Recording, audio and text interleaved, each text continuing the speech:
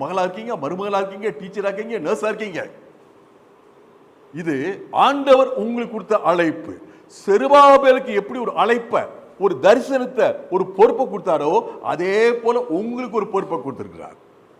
இது கர்த்தர் எனக்கு நியமித்த ஒரு ஓட்டம் அப்படின்பத உணர்ந்தோம்னா வாழ்க்கையில என்ன போராட்டம் வந்தாலும், என்ன எதிர்ப்பு வந்தாலும், என்ன கஷ்டம் வந்தாலும், கீழே வழுக்கி விழுந்தாலும் உங்க வாழ்க்கை பயணத்தை தொடர்ந்து கொண்டே இருப்பீங்க. ஹல்லேலூயா, ஹல்லேலூயா. சோர்ந்து போயிட மாட்டீங்க. என்னை அழைத்தவர் அவர்.